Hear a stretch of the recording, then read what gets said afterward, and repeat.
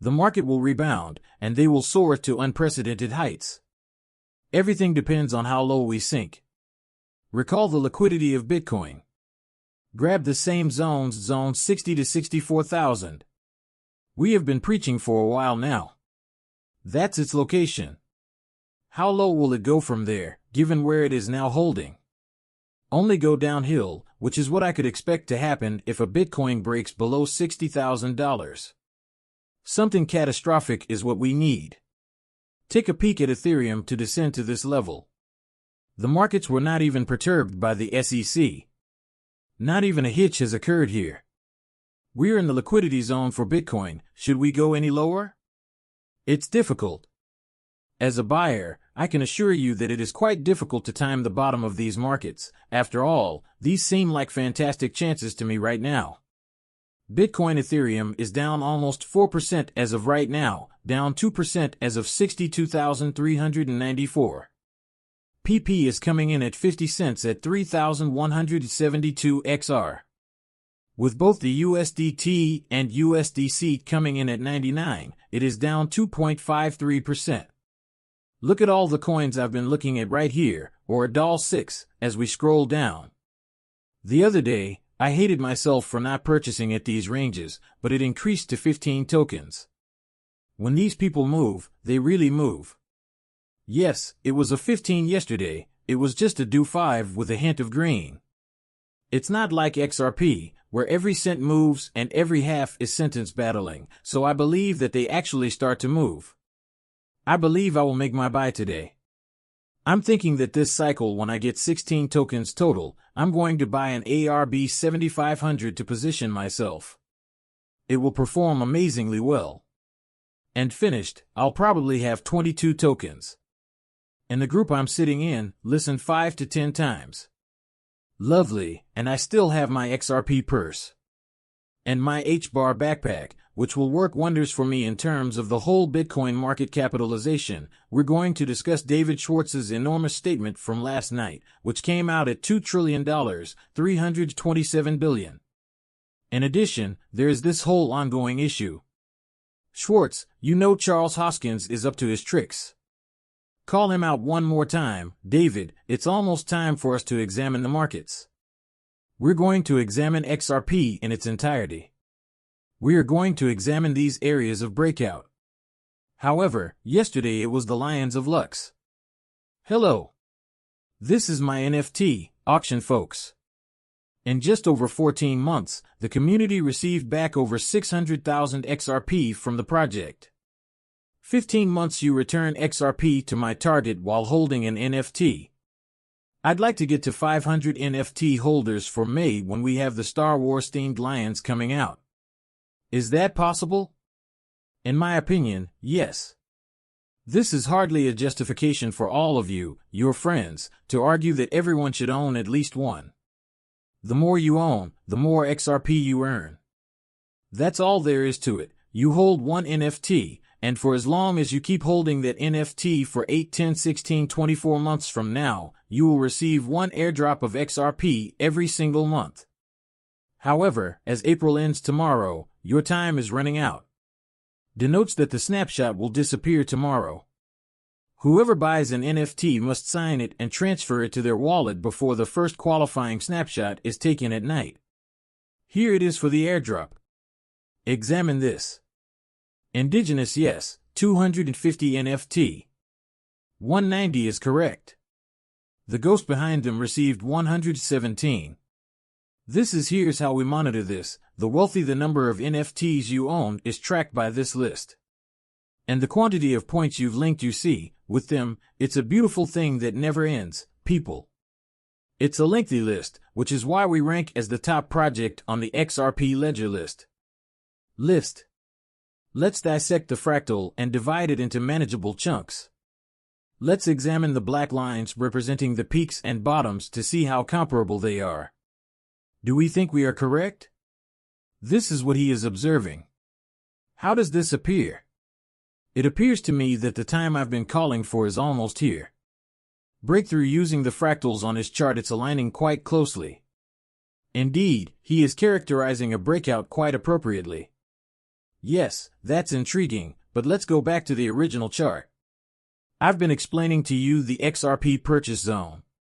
We are exactly at the base of the 48.50 cent region, where we are at 0-50-50. This is the area where you can purchase. This is the box that we knew we would have to slice into because we knew we would go in the wrong direction. This process continued until we increased our pressure even further. What follows then? Like the rest of the market, simple XRP will also experience a breakout. We've been calling this for quite some time. May and June are your time frames. People are losing, there's skepticism in the markets, people are getting crushed, yet the heaviness just happened. Why haven't we taken off? That's the way that I've experienced 3 bull markets, so I understand how they operate and the psychological dynamics at play in the market. This is what they desire behind the scenes. They want you to do what they want you to do, and they're trying to convince you that it will happen. They are leading you to believe that the Bitcoin bull run has ended. We can all pack up and call the bear market since Bitcoin has reached an all-time high. There we have it, that is untrue.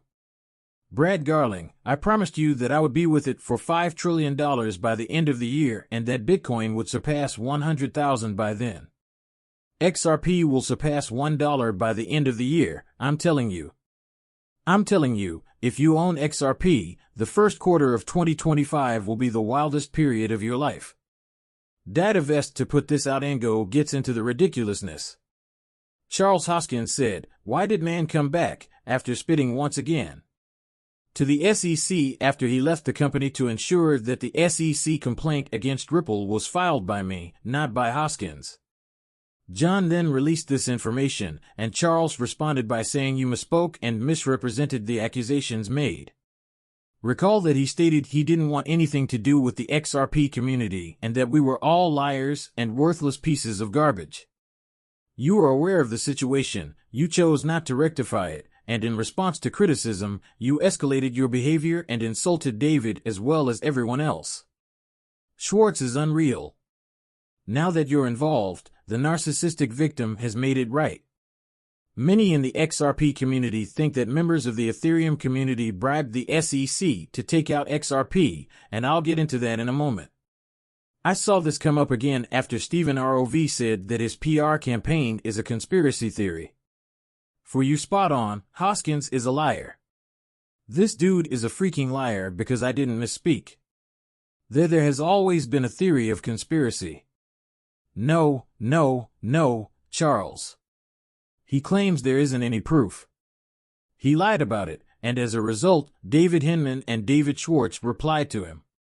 Not involved, did he not need to have a stake in Ethereum's value? Did he save himself, or is that proof, or is there further proof? For a cause, perhaps?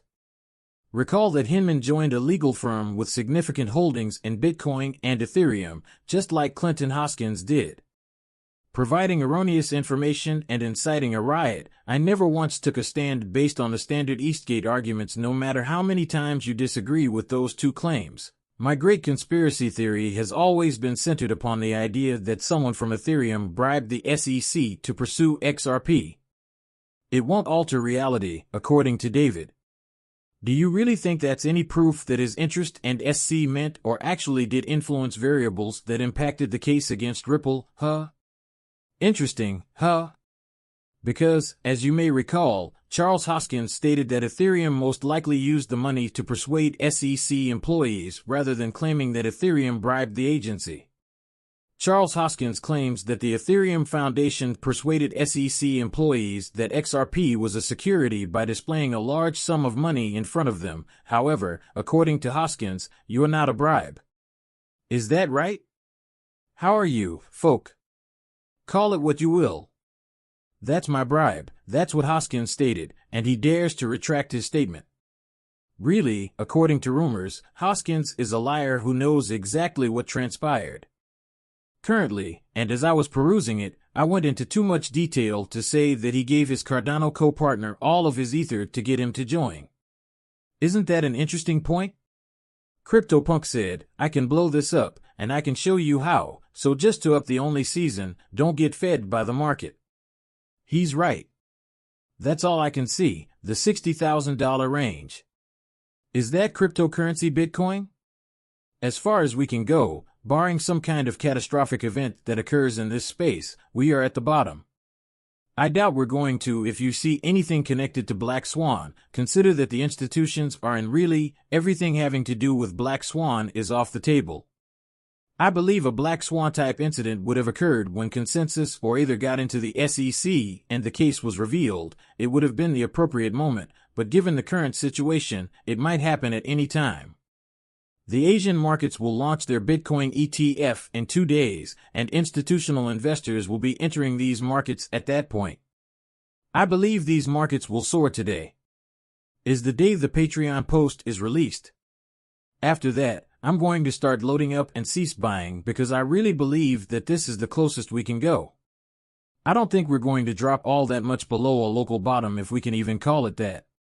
Furthermore, should we descend that far, it won't last long. You're really only likely to see a 10% decline or as much as 20% at most in pain.